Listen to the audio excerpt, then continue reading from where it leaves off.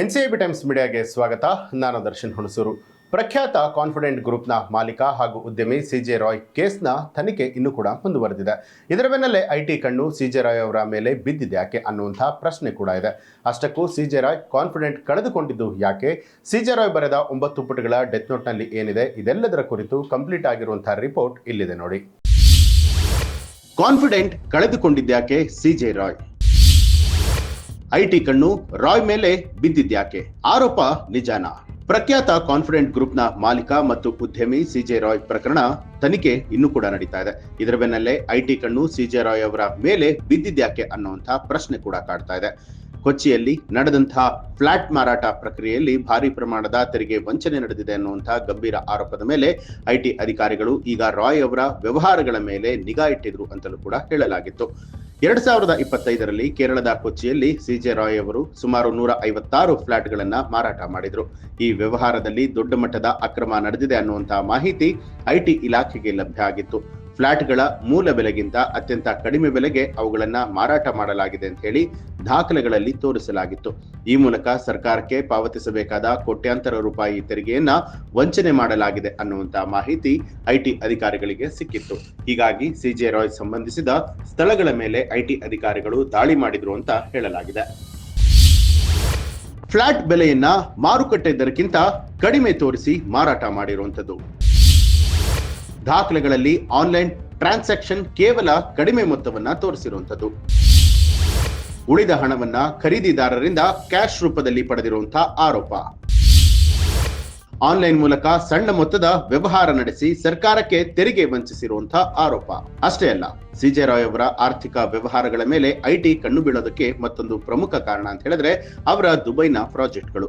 ದುಬೈನಲ್ಲಿ ಯಾವುದೇ ಬ್ಯಾಂಕ್ ಸಾಲ ಪಡೆಯದೆ ಬೃಹತ್ ಪ್ರಾಜೆಕ್ಟ್ ಅನ್ನ ಆರಂಭಿಸಿದಂತಹ ಕಾನ್ಫಿಡೆಂಟ್ ಗ್ರೂಪ್ ಅದನ್ನ ನಿಗದಿತ ಸಮಯಕ್ಕೆ ಮುಗಿಸಿತ್ತು. ಬಳಿಕ 2ನೇ ಪ್ರಾಜೆಕ್ಟ್ಗೂ ಕೂಡ ಕೈ ಹಾಕಿತ್ತು. ಯಾವುದೇ ಸಾಲವಿಲ್ಲದೆ ಇಷ್ಟೊಂದು ದೊಡ್ಡ ಮಟ್ಟದ ಹಣದ ಹರಿವು ಹೇಗೆ ಸಾಧ್ಯ ಆಯಿತು ಅನ್ನುವಂಥದ್ದು ಐಟಿ ಅಧಿಕಾರಿಗಳ ಕುತೂಹಲಕ್ಕೆ ಕಾರಣ ಆಗಿತ್ತು. ಈ ಹಿನ್ನೆಲೆಯಲ್ಲಿ ಕೊಚ್ಚಿಯ ಫ್ಲಾಟ್ ವ್ಯವಹಾರದ ಜಾಡು ಹಿಡಿದು ಹೊರಟ ಅಧಿಕಾರಿಗಳಿಗೆ ಟ್ಯಾಕ್ಸ್ ವಂಚನೆಯ ಸುಳಿವು ಸಿಕ್ಕಿದೆ. ಸದ್ಯ ಸಿಜೆ ರಾಯ್ ಅವರ ಕಚೇರಿ ಹಾಗೂ ನಿವಾಸದ ಮೇಲೆ ಅಧಿಕಾರಿಗಳು ನಿಗಾ ಇಟ್ಟಿದ್ದು ಹೆಚ್ಚಿನ ದಾಖಲೆಗಳ ಪರಿಶೀಲನೆ ಇನ್ನೂ ಕೂಡ ನಡೀತಾ ಇದೆ. ಈ ಪ್ರಕರಣ ಮುಂಬರುವಂತಹ ದಿನದಲ್ಲಿ ಇನ್ನಷ್ಟು ತಿರುವು ಪಡೆಯುವಂತಹ ಸಾಧ್ಯತೆ ಇದೆ. ರಾಯ್ ಬರೆದ 9 ಪುಟಗಳ ಡೆತ್ ನೋಟ್ನಲ್ಲಿ ಏನಿದೆ? ಕಾನ್ಫಿಡೆಂಟ್ ಗ್ರೂಪ್ನ ಅಧ್ಯಕ್ಷ ಸಿಜೆ ರಾಯ್ ಪ್ರಕರಣ ಈಗ ಸ್ಫೋಟಕ ತಿರುವು ಪಡೆದುಕೊಂಡಿದೆ. ರಾಯ್ ಬರೆದಿದ್ದಾರೆ ಅಂತ ಹೇಳಲಾಗುವಂತಹ 9 ಪುಟಗಳ ಸುದೀರ್ಘ ನೋಟ್ ಭಾರಿ ಚರ್ಚೆಗೆ ಕಾರಣ ಆಗಿದೆ. ಪ್ರಕರಣದ ಸತ್ಯಾಸತ್ಯತೆ ಹೊರತರೋದಕ್ಕೆ ವಿಶೇಷ ತನಿಖಾ ತಂಡ ಈಗ ಅಖಾಡಕ್ಕೆ ಇಳಿದು ತನಿಖೆಯನ್ನ ಶುರು ಮಾಡಿದೆ. ದುಡುಕಿನ ನಿರ್ಧಾರಕ್ಕೂ ಮುನ್ನ ಸಿಜೆ ರಾಯ್ ಬರೆದಿದ್ದಾರೆ ಅಂತ ಹೇಳಲಾಗುವಂತಹ 9 ಪುಟಗಳ ಪತ್ರ ಪೊಲೀಸರ ಕೈ ಸೇರಿದೆ. ಈ ಪತ್ರದಲ್ಲಿ ಹಲವು ಪ್ರಭಾವಿಗಳ ಹೆಸರುಗಳನ್ನ ರಾಯ್ ಉಲ್ಲೇಖ ಮಾಡಿದ್ದಾರೆ. ಪ್ರಮುಖವಾಗಿ ಆ ರಾಜಕಾರಣಿಯ ಹೆಸರಿದ್ದು ಅವರ ಜೊತೆ ನಡೆಸಿದ್ದ ವ್ಯವಹಾರದ ಕುರಿತು ರಾಯ್ ಅವರು ಬರೆದುಕೊಂಡಿದ್ದಾರೆ ಅಂತ ಹೇಳಲಾಗಿದೆ. ಈ ಹಿನ್ನೆಲೆಯಲ್ಲಿ ಎಸ್ಐಟಿ ಅಧಿಕಾರಿಗಳು ಶೀಘ್ರದಲ್ಲೇ ಆ ರಾಜಕಾರಣಿಗೆ ನೋಟಿಸ್ ಅನ್ನ ಕೊಟ್ಟು ವಿಚಾರಣೆಗೆ ಕರೆಯುವಂತಹ ಸಾಧ್ಯತೆ ಇದೆ.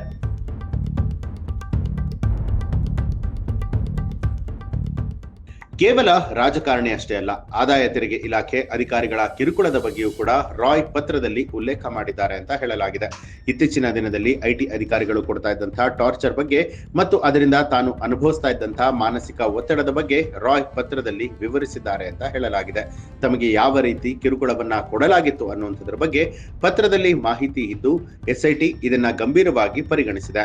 ಎಸ್ಐಟಿ ಈಗಾಗಲೇ ಹಲವು ಆಯಾಮದಲ್ಲಿ ತನಿಖೆಯನ್ನ ಆರಂಭಿಸಿದೆ. ಈಗಾಗಲೇ ವಿಧಿವಿಜ್ಞಾನ ಪ್ರಯೋಗಾಲಯದ ತಜ್ಞರಿಂದ ಪೊಲೀಸರು ಮಾಹಿತಿಯನ್ನ ಪಡೆದಿದ್ದು ಡೆತ್ ನೋಟ್ನ ಕೈಬರಹ ರಾಯ್ ಅವರದ್ದೇ ಅಂತ ಹೇಳಿ ಖಚಿತಪಡಿಸಿಕೊಂಡಿದ್ದಾರೆ. ರಾಯ್ ತಂಗಿದ್ದ ಹೋಟೆಲ್ ರೂಮ್ ಮತ್ತು ಅವರ ಬ್ಯಾಂಕ್ ಲಾಕರ್ಗಳಲ್ಲಿ ಪತ್ತೆಯಾದ ಮಹತ್ವದ ಸಾಕ್ಷ್ಯಗಳ ಆಧಾರದ ಮೇಲೆ ತನಿಖೆ ನಡೀತಾ ಇದೆ. ಶೀಘ್ರದಲ್ಲೇ ರಾಯ್ ಅವರ ಕುಟುಂಬ ಸದಸ್ಯರ ಹೇಳಿಕೆಯನ್ನ ಎಸ್ಐಟಿ ದಾಖಲೆಯನ್ನ ಮಾಡ್ಕೊಳ್ತಾ ಇದೆ.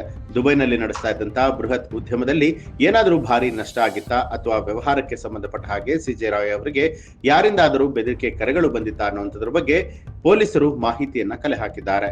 ರಾಯ್ ಅವರು ಮಗನ ಬಳಿ ಏನಾದರೂ ತಮ್ಮ ಸಂಕಷ್ಟವನ್ನ ಹಂಚಿಕೊಂಡಿದ್ದಾರಾ ಅನ್ನುವಂಥದ್ರ ಬಗ್ಗೆಯೂ ಕೂಡ ತನಿಖೆಯನ್ನ ನಡೆಸಲಾಗ್ತಾ ಇದೆ. ಈ ಒಂದು ಮಾಹಿತಿಗೆ ಸಂಬಂಧಪಟ್ಟ ಹಾಗೆ ನಿಮ್ಮ ಅನಿಸಿಕೆ ಅಭಿಪ್ರಾಯವನ್ನ ಕಮೆಂಟ್ ಮಾಡಿ ತಿಳಿಸಿ. ಹಾಗೆ ನೀವಿನ್ನೂ ಕೂಡ ನಮ್ಮ ಚಾನಲ್ ಅನ್ನ ಸಬ್ಸ್ಕ್ರೈಬ್ ಮಾಡಿಲ್ಲ ಅನ್ನುವಂಥದ್ದಾದ್ರೆ ಈಗಲೇ ಸಬ್ಸ್ಕ್ರೈಬ್ ಮಾಡಿ ಬೆಲ್ ಐಕಾನ್ ಒತ್ತಿ.